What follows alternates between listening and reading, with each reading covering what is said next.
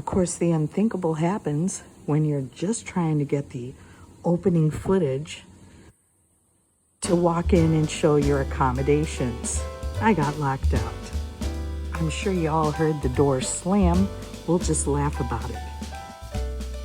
Thank you for joining me, Seashell Surf, as we take a tour through Hanalei Bay Resort at Princeville.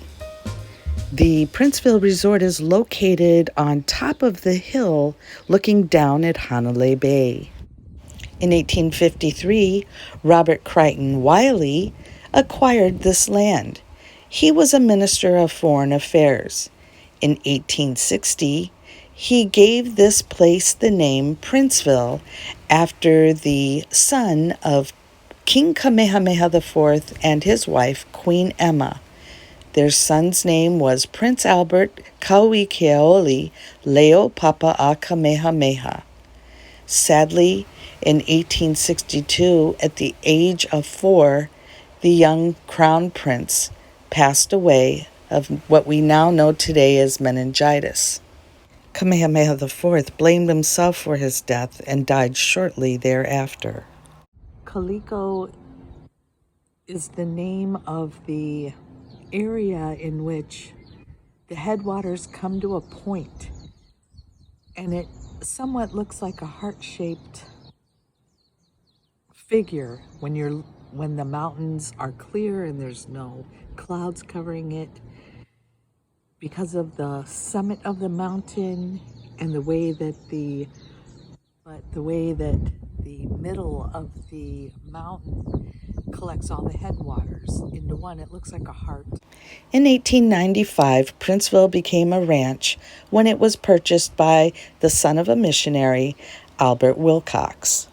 The song Puff the Magic Dragon, written by Peter, Paul, and Mary, was referring to Hanalei as the land that Puff lived in, only they pronounced it as Hanalei. We just had a heavy mauka shower, or a heavy downpour of a passing shower. They're known as mauka or iuka showers, which are upland, as opposed to makai or ikai, which is towards the ocean. So these are interior showers, and without them we don't have rainbows or waterfalls. But if the rain was a little bit heavier, we would see predominantly mostly waterfalls in this area. The north shore of Kaua'i is a very sacred area. Among other cultural significant sites, there is the hula platform located up in Ha'ena at the end of the road where the Na'Pali Coast begins. The Na'Pali Coast is a rugged area and is only accessible by boat, air, or hiking in. And you can see we have bougainvillea. Be careful with those. They have thorns that are about an inch and a half, 2 inches long. They are beautiful, but ouch. And here we have some beautiful pink plumerias.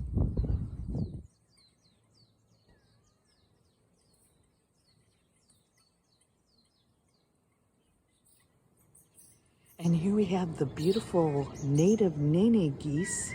They just flew in. They are still federally protected, even though the population has grown significantly. Just recently, we had a gosling that was taken by a couple, and they got busted for trying to sell it on the black market or something. So these little guys are still loved and very much protected. We are the land of endless waterfalls.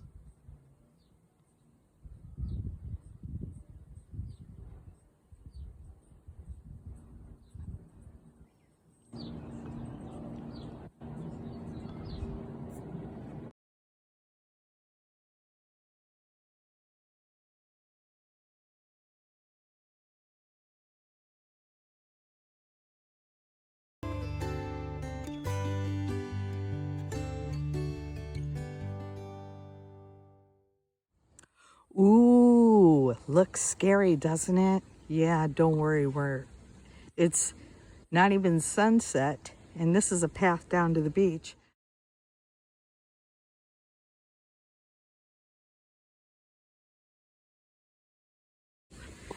Now around here, these are called haubush trees.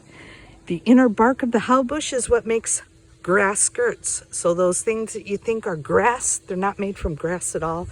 They're made from the inner bark of the haubush, and you have to strip the outer bark, soak the inner bark that makes the grass skirt, because they come out a nice blonde or white color naturally. But you can see the haubush mats together, and here we have the Kaua'I fern. It is a symbol that you can use in lei. Even this fern right here is called a kupu kupu fern. You might have seen it in the Pacific Northwest. This has always been like this, a covered, nice kind of canopy of haubush trees.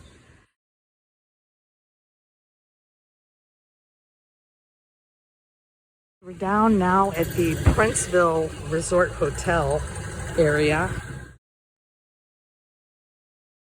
Now, keep in mind, this used to be all bog land and swamps. You're on the north side of the island where it rains.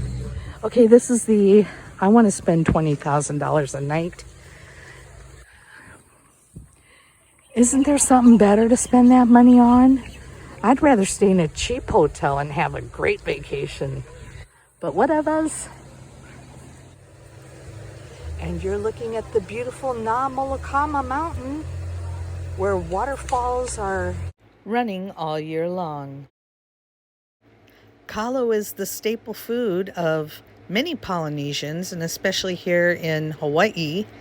And it is grown here in Hanalei, where more taro is grown than in any other place in the Hawaiian Islands.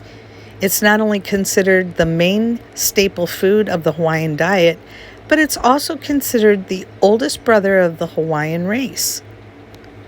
Father Sky, who had an affair with another goddess, had a child. It was born deformed and stillborn. They buried it on the east side of the house.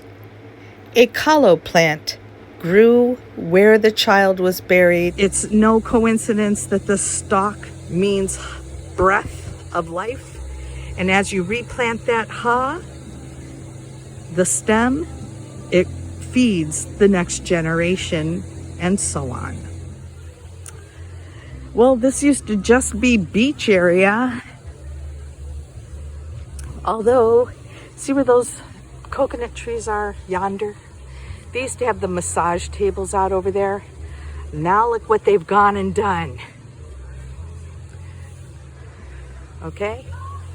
And yonder is Makana Ridge, famous for the firebrand hurlers from this side of the island, in which a stranger came upon and hurled the firebrands better than the families of the people doing it from the Napali coast, which is the inaccessible side of our island, accessible only by boat, air, or hiking. So this firebrand hurler was criticized by the families. A menehune, which some of you might know or have heard about in some of my other videos. They are considered people of short stature, and they would come out at night and they would create things that were magnificent. Overnight, the job would be done.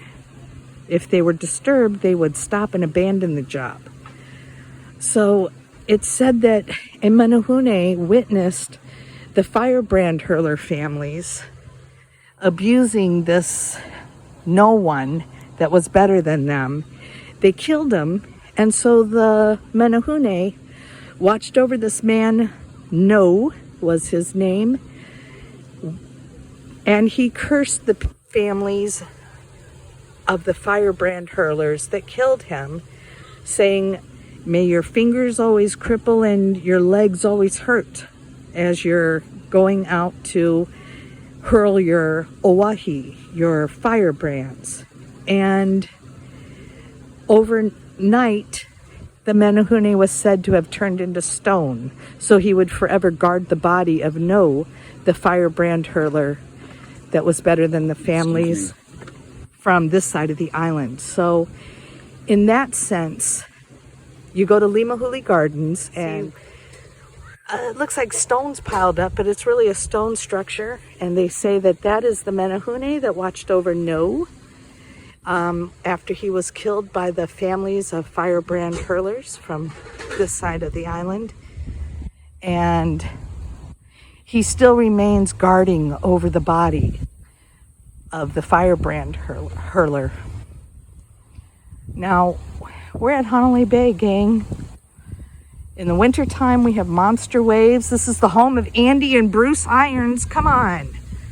Andy Irons, Triple Crown winner, surfer. Bruce, his brother, won the Eddie Aikau one year. Come on. Right in front of us, you have a Va'akalua. No, wait, I'm sorry. A Va'akaukahi. Va'akaukahi is a single-hulled canoe. This is an outrigger. You'd use this to go fishing and whatnot. We have many canoe races today. So we have a lot of canoe clubs. The best canoe regatta I ever went to was in 1994, right down here in the summer in Hanalei. The sandbar was formed and you could walk right across Wai'oli River. So all of this used to formerly be bogland. Now, when you go out here into the ocean, it's very rocky. It's not a coral reef, but there's lots of rocks out there. And there are moray electric eel. Well, there's moray eels out there. There's the electric eel out there. Lots in the tide pools. Laird Hamilton. I don't know if you guys know who Laird Hamilton is. He's a famous surfer, a big wave surfer, and paddleboarder. He lives just down here on the riverbanks of Wai'oli River. And then we also have Titus Kinimaka. Yeah, Titus lives out this way too. He's one of our big wave surfers and watermen. And anytime we have problems on the North Shore here, I can guarantee you Laird and Titus are going to be out there helping everybody. In the comments section below, tell me who your all-time favorite Hawaiian surfer is. We're looking now at the I want to spend $20,000 a night. Kaua'aina rate isn't even half that, kids. So if you're a Kaua'aina or a resident, you're not either going to be spending the night at this hotel. But I tell you where to go is Hanalei Bay Resort. Get yourself something cheaper and just as nice. It's sunset. We're underneath a kamani haole tree. It's a type of mangrove tree. These are leaves from the pandanus tree. Now, you see, we weave baskets out of this. Houses were thatched roofs with this material. What you have to do to prep this stuff is, first of all, there's thorns on the side. Yeah, there's thorns on both edges. You got to de-thorn it. That is no easy task. Making a hula skirt out of this, no easy task. Only once you get this supple by wetting it and using it with, you take scissors, like how you would strip a piece of ribbon to make a bow, a curly bow. That's what we do to the hala leaf. We weave baskets out of them, bracelets nowadays, anything you could think of, mats. There are exquisite lauhala mats. I can't even go.